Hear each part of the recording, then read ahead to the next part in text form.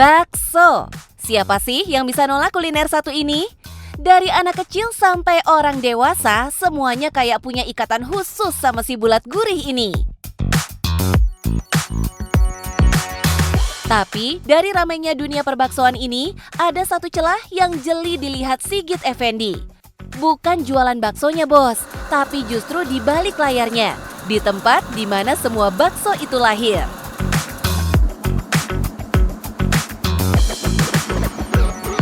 Halo bos, perkenalkan saya Sigit Effendi, owner dari Gilingan Berkah Mandiri.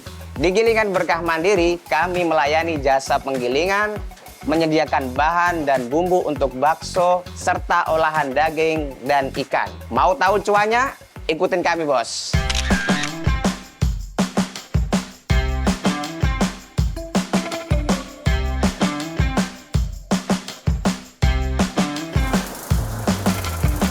Sebuah penggilingan bakso di kawasan Kalideres, Jakarta Barat yang kelihatannya sederhana, tapi pergerakannya nggak main-main. Meskipun terbilang baru, usaha ini sudah tumbuh cepat dengan dukungan puluhan karyawan. Setiap hari, ratusan kilo adonan bakso diproduksi di sini. Kebayang nggak sih sepadat apa aktivitasnya bos? Disinilah para pedagang bakso dapat solusi praktis. Nggak perlu repot ngulen dari nol. Semua bisa dihandle, tinggal jualan deh bos. Gak cuma melayani langsung di tempat, Pak Sigit juga ikut naik level. Masuk ke dunia online lewat toko Aufa Food Nusantara. Produk yang dihasilkan dari Gilingan Berkah Mandiri yang pertama adalah bakso siap masak, siap jual, tanpa mereka repot untuk memproduksi sendiri atau pergi ke pasar. Tapi perjalanan ini jauh dari kata mulus bos. Di balik ramainya produksi sekarang, ada cerita panjang yang dimulai dari titik yang gak mudah. Dulunya Pak Sigit adalah seorang guru honorer. Sampai akhirnya pandemi datang di tahun 2019 dan memaksa dia berhenti. Memasuki pandemi, saya harus resign dari guru honorer.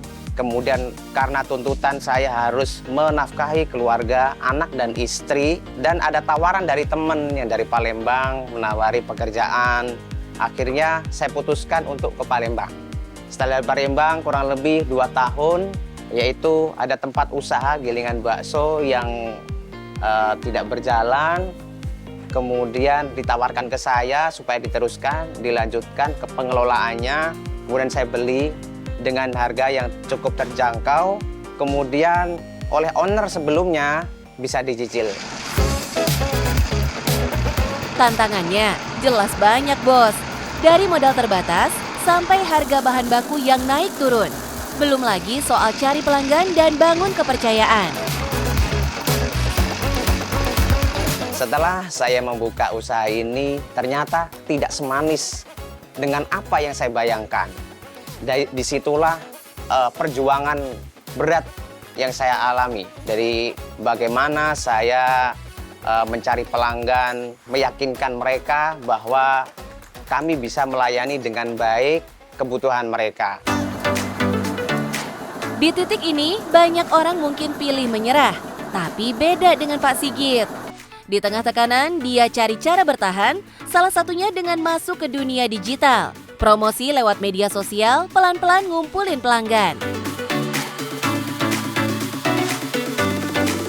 Ternyata tidak mudah untuk meyakinkan mereka bahwa kami mampu untuk memberikan pelayanan yang terbaik untuk mereka. Sulit untuk meyakinkan mereka, akhirnya saya mencoba untuk mencari cara lain, yakni dengan mempromosikan lewat media sosial.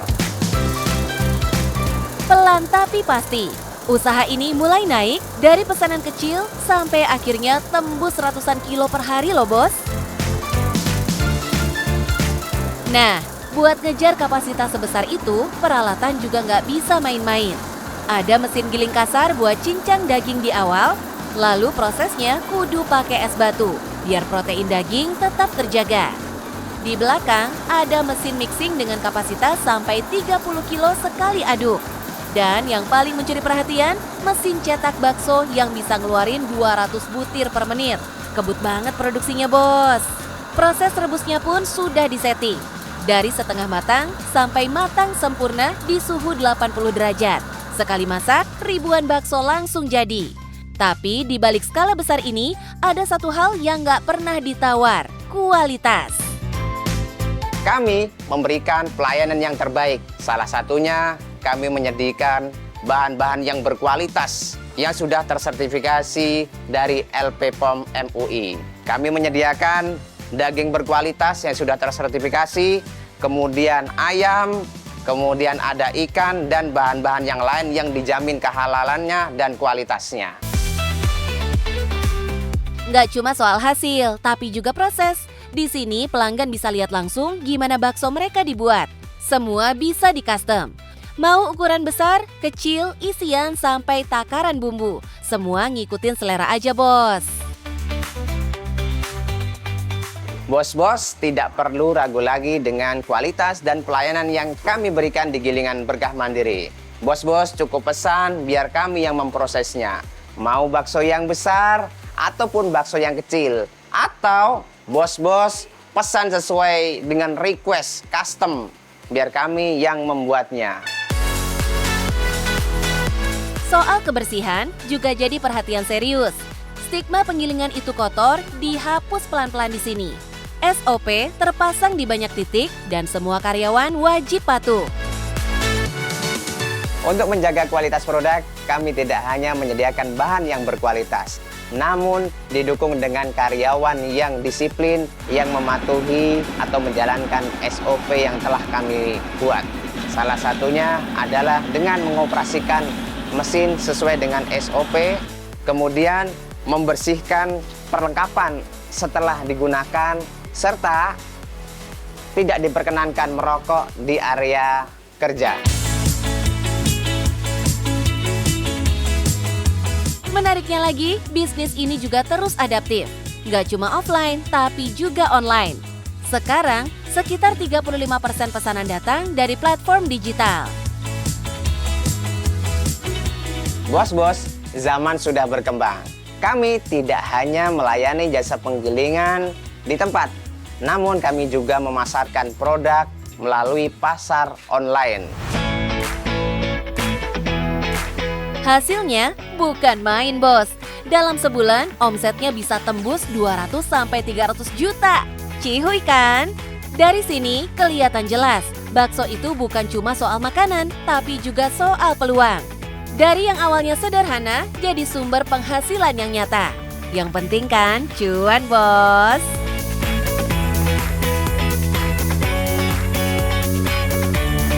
Bos-bos, untuk ngehasilin cuan emang nggak mudah. Tapi saya ada sedikit trik dan tips untuk ngasilin cuan. Yang pertama, bos-bos sekalian bisa mengambil peluang sekecil apapun dan berani mengambil resiko serta dengan penuh perhitungan. Yang kedua, bos-bos sekalian nggak boleh hanya bergantung dengan market yang sudah ada. Namun, bos-bos sekalian bisa mengembangkan pasar yang lebih luas, yaitu mengembangkan melalui online. Dan yang paling utama, untuk membangun kepercayaan pelanggan, kita harus menjaga kualitas dan pelayanan. Karena dari situ kita akan mendapatkan cuan, bos.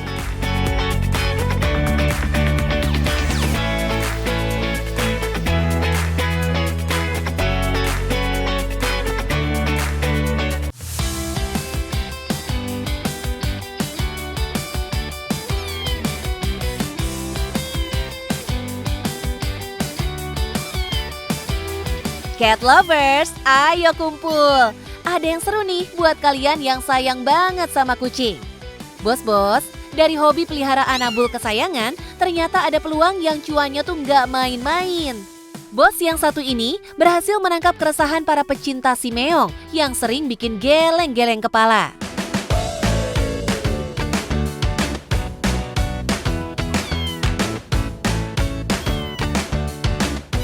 Sekarang gak usah khawatir lagi. Di Bojongsari, Depok, Jawa Barat, ada solusi buat masalah yang kelihatannya sepele, tapi nyata banget di rumah para cat lovers. Nih lihat, puluhan kandang kucing berdiri rapi.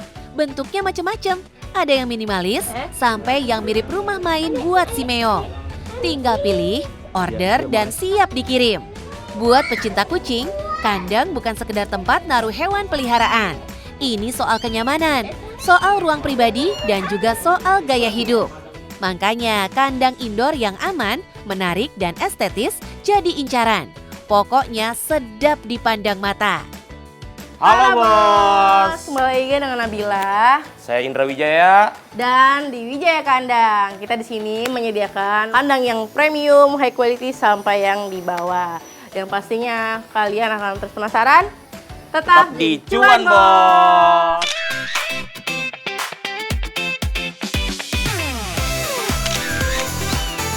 Cerita ini berawal dari hal yang sederhana. Rasa sayang yang besar ke kucing-kucing peliharaan sendiri. Dari situlah Indra Wijaya dan Nabila Amalia mulai melihat peluang. Kalau udah jatuh cinta sama Anabul, satu kata, totalitas. Mau makanan terbaik, vitamin, sampai tempat tinggal yang nyaman. Semua diusahain. Nggak heran, banyak yang rela merogoh kocek lebih dalam. Kalau untuk dari kandang sendiri itu kebanyakan kalau bicara soal hobi ya. Orang itu rata-rata untuk hobi itu bisa dibilang totalitas lah. Atau hiburannya atau achievementnya lah gitu. Nah, konteksnya apalagi kucing juga kan makhluk hidup. Lebih ke arah hobi yang ke makhluk hidup itu rata-rata semua totalitas. Menariknya, sebelum terjun ke bisnis ini, Indra sudah lebih dulu berkutat di bengkel produksi berbahan aluminium. Jadi, ketika ide membuat kandang muncul, semuanya terasa lebih ngeklik. Dari situ, inovasi mulai jalan. Ditambah dukungan penuh dari sang istri. Kandang berbahan aluminium pun jadi ciri khas. 6 tahun berjalan, usaha ini terus tumbuh. Produknya bisa siap jual atau custom sesuai keinginan. Dan soal harga, tenang, bisa menyesuaikan kantong. Bos, jangan salah. Di balik bentuknya yang unik dan ciamik, ada perhatian serius soal kenyamanan. Desainnya bukan cuma soal gaya, tapi juga ngikutin kebutuhan alami kucing. Ada ruang main, manjat, sampai spot istirahat. Kandang bertingkat juga jadi solusi cerdas buat yang punya rumah dengan lahan terbatas, tapi tetap mau Anabulnya aktif dan happy. Untuk di sini ada tempat display khususnya memang kita bagi penempatannya. Ada mulai dari kandang high premium quality sampai yang menengah ke atas lah. Standar juga ada kita. Di balik satu kandang ada proses panjang. Mulai dari desain, pilih material, sampai perakitan. Semuanya digarap tenaga ahli di bidangnya. Kita kebetulan juga udah ada timnya masing-masing dari kerangka, dari alas ataupun keramik, sampai pintu, jendela, kaca, background, sampai atap, terus dan finishing, clearing untuk semuanya kita udah ada bagian masing-masing. Setiap detail dipikirin matang. Sirkulasi udara harus bagus, mudah dibersihkan, dan ukurannya disesuaikan dengan jumlah kucing. Menariknya lagi, kandang-kandang ini nggak cuma fungsional, tapi juga ikut dandanin rumah. Jadi bukan cuma kucing yang senang, pemiliknya juga ikut bangga. Biasanya dari ukuran, model, sampai ke sisi bahan mungkin. aksesorisnya. Aksesoris juga. Yang paling menentukan sih sebenarnya di ukuran. Untuk model playground custom mungkin ya. Playground itu yang bisa kita bilang kayak partisi atau semi cat room gitu, yang emang kita sifatnya pakai kerangka bahan aluminium. Itu kayak semi ruangan kayak kantor skat terpisah gitu, tapi diisi kucing dan ada AC-nya juga, CCTV. Jadi agak ribet itu kita harus ngukur di rumah, di tempatnya langsung. Kebetulan kayak satu rumah, itu buat kucing itu ada tuh mas, tuh biasanya kayak gitu. Itu yang rumit itu sih. Bos, di era sekarang, jualan nggak cukup cuma produk bagus. Cara ngenalinnya ke pasar juga harus gitu. Untungnya, Indra dan Nabila paham betul mainan digital. Media sosial dan marketplace jadi senjata utama. Konten edukatif sekaligus promosi digarap serius. Mereka juga aktif ngajak komunitas pecinta kucing ikut terlibat. Hasilnya, pasar jadi lebih ngena dan tepat sasaran. Udah paling bener kita harus konten aktif. Ya kalau enggak, walaupun sebesar apapun perusahaan, kalau kita nggak aktif di marketing, sulit sih. Strategi ini terbukti manjur. Penjualan terus naik dari hari ke hari. Alhamdulillah sih, hitungannya kita bisa 3-4 armada atau pick up. Itu satu armada bisa diisi 4-6. Dan itu ada 3 kloter. Kebayangkan bos, dalam sehari saja omsetnya bisa tembus 2-3 digit. Kalau sebulan, tinggal dikalikan aja. Menyala nggak tuh? Dari cerita Indra dan Nabila, kita diingetin lagi bahwa bisnis besar bisa berawal dari hal sederhana. Dari hobi, dari kepedulian, dan dari kemampuan melihat peluang. Tinggal gimana kita ngolahnya, ngikutin tren, dan konsisten jalaninya. Nah bos, kalau berbisnis kita harus tetap semangat dan saya pakai tips 3S. Skill, strategi, dan sedekah. Nah untuk anak muda, sekarang kita harus kerja keras dari sekarang karena biar nanti tuanya bisa leha-leha. Apapun itu bisnisnya, yang penting jadi cuan bos!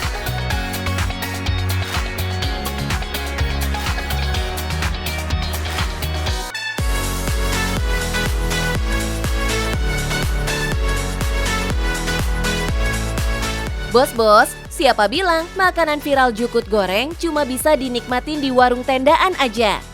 Ada nih di resto yang keren begini, kita juga bisa jajal kelezatan rasanya. Setelah mengecap manisnya berbisnis dessert box, bos Najla ini juga melebarkan sayap bisnisnya dengan membuka restoran nasi jukut. Perempuan yang akrab disapa Kak Ala ini gak main-main sama bisnis satu ini. Halo bos, nah kalau Bittersweet by Najla pasti udah pada tahu kan? Nah ini bisnis baru aku, namanya Nasi Jukut Kak Ala. Kalian bisa cobain di ojek online maupun datang langsung ke outlet-outlet terdekat. Ditunggu ya, yang penting apa? Cuan bos!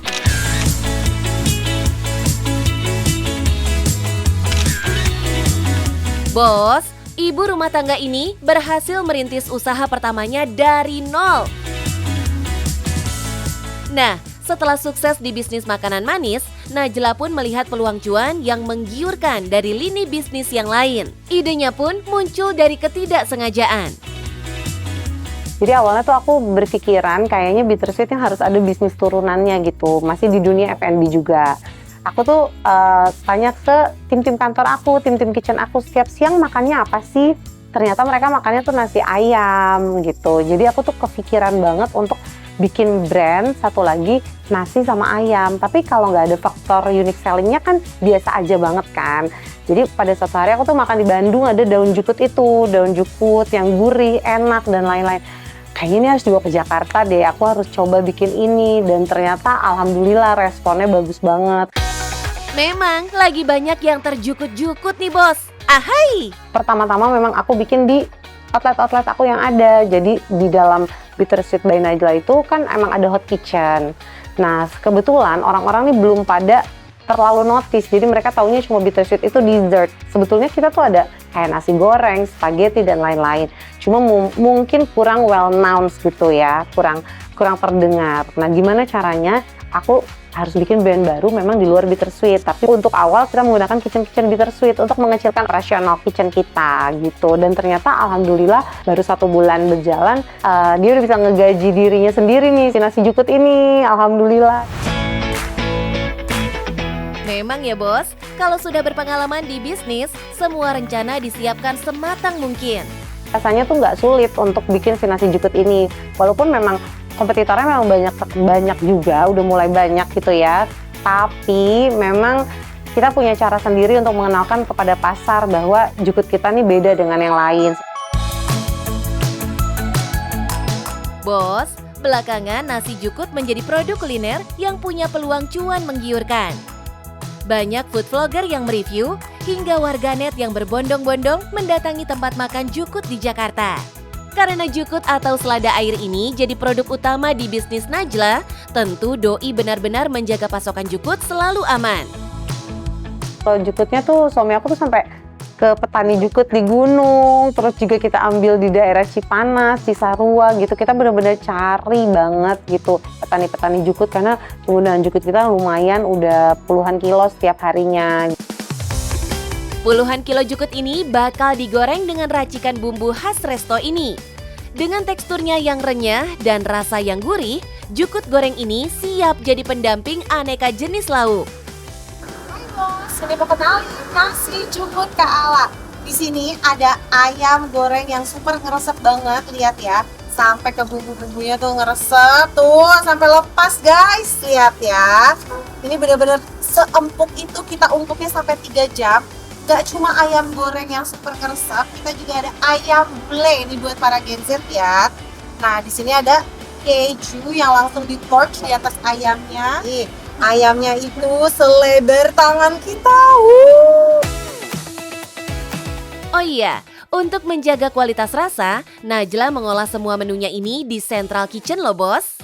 Biar inventorinya tuh lebih jelas, biar kayak hitung-hitungannya dan lain-lainnya itu semuanya lebih jelas dari satu Central Kitchen, baru kita distribusi kepada seluruh outlet gitu. Karena itu memang yang udah kita kuasai sih ya sebetulnya sistem-sistem seperti itu. Penasaran nggak bos sama harga yang ditawarkan? Paket nasi jukut harganya mulai dari 19.000 sampai 35.000 untuk yang komplit. Nah, karena operasional masih berada di satu lokasi dengan cafe Bittersweet, konsumen yang datang untuk dine-in nggak cuma bisa menikmati nasi jukut, tapi juga dessert khas besutan Najla.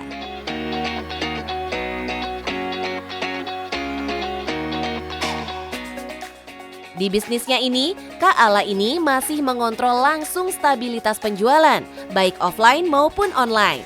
Bahkan untuk pemasaran dan promosi, gak jarang langsung memakai akun sosmed pribadinya loh bos. Jadi aku kasih lihat prosesnya, aku kasih lihat gimana cara pembuatannya, terus juga aku juga suka bagi-bagi buat makan siang followers aku gitu. Jadi mereka tuh ikut merasakan gitu bertumbuhnya si brand nasi jukut ini gitu. Hari gini, owner memang harus terjun langsung buat marketing dan promosi bos. Bisnis Najla pun terus berkembang, dengan cuan yang jelas makin mengalir lancar bos. Kayaknya kita kepikiran buat sampai akhir tahun tuh akan menambah outlet yang memang di luar outlet Bittersweet seperti yang Mas bilang tadi. Ternyata bisnis nasi lebih mudah dari bisnis dessert gitu. Jadi bisnis dessert kan lebih beragam banget, lebih pusing, bahannya juga mahal-mahal banget kan. Nah kalau di bisnis nasi ini aku ngerasa justru lebih dipermudah gitu ya. Kayak ayam dimasak satu kali udah bisa langsung taruh di freezer gitu. Nanti kita baru distribusikan ke outlet-outlet. Barang waste atau kebuangnya itu lebih sedikit. Dari Najla kita bisa belajar. Sah-sah aja kok memanfaatkan hal-hal yang viral dan si FOMO untuk mendulang cuan. Yang penting selalu jaga kualitas bos. Buat kalian semua, terutama perempuan, pasti kita ngerasa banget punya keterbatasan, kita ngerasa banget punya kesulitan dalam menjalankan bisnis. Kalian tenang aja kalau udah waktunya dan kalian jalani dengan fokus dan jangan lupa ridho suami. Insya Allah semuanya berjalan dengan lancar. Semangat semua para UMKM Indonesia. Yang penting cuan bos.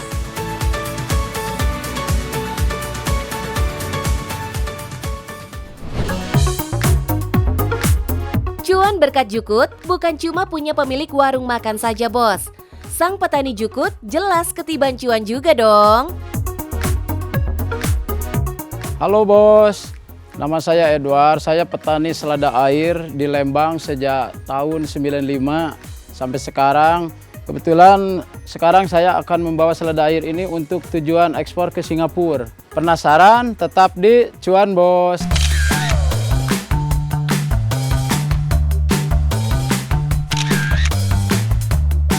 Gak cuma sekedar sayuran bos. Bagi Pak Edward, jukut ini adalah warisan keluarga yang sudah dirawat turun-temurun sejak nenek moyangnya. Dari kebun kecil di Lembang, Bandung, Jawa Barat, kini permintaannya terus meluas dari pasar lokal, supermarket, sampai pasar online. Waktu masih zaman bapak saya gitu kan di bidang selada air ini, sampai sekarang pun ya makin permintaan makin banyak. Dan pasar tradisionalnya juga seperti Ada Tanah Tinggi Tangerang, Jakarta, ya, pasar jalur itu semua masuk. Jadi antara di Lembangnya aja udah banyak permintaan gitu untuk ke pasar-pasar kecil.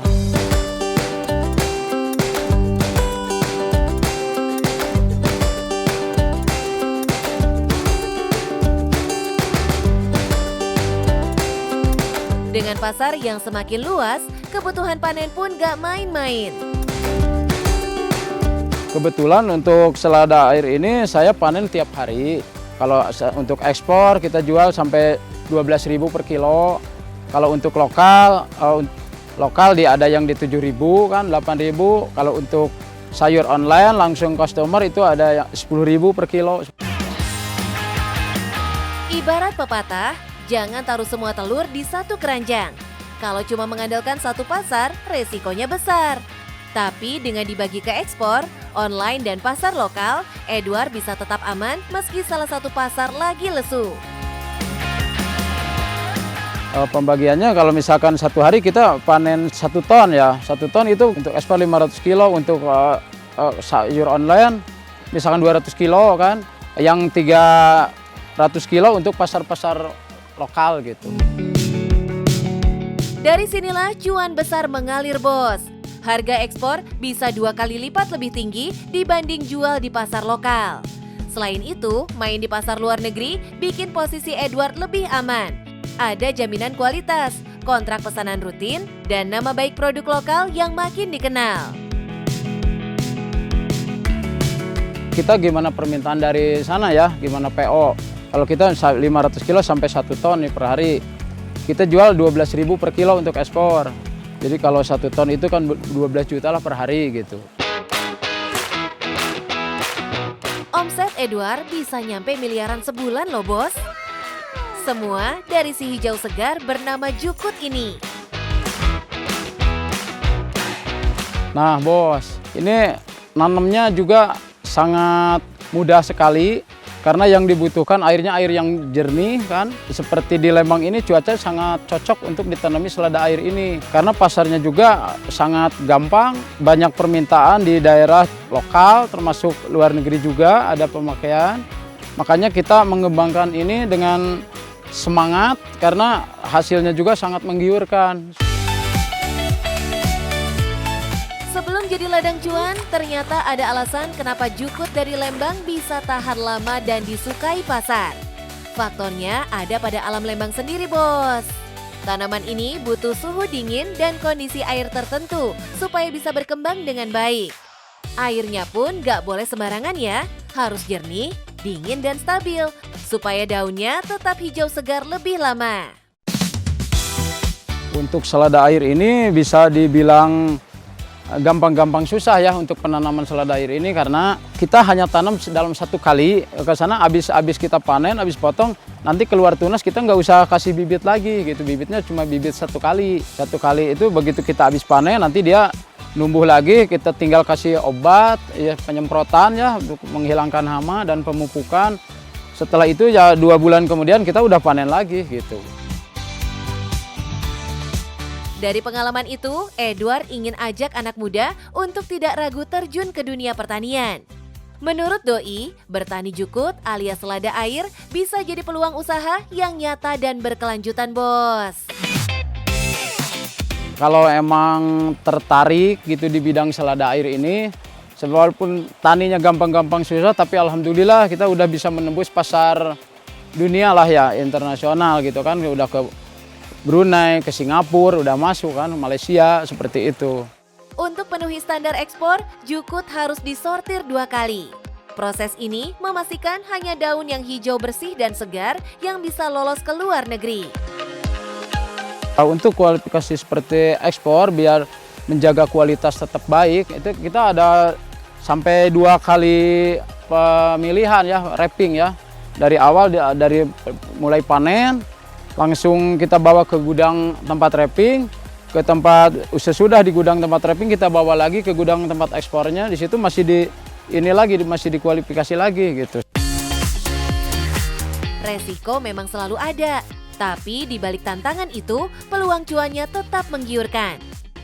Selada air bukan sekedar sayuran, tapi komoditas yang bisa tembus pasar internasional dan jadi ladang cuan yang deras mengalir, Bos. Bagi teman-teman yang ingin bertani selada air, jangan takut karena untungnya menggiurkan. Pasarnya udah jelas dari pasar lokal sampai luar negeri. Yang penting cuan, Bos.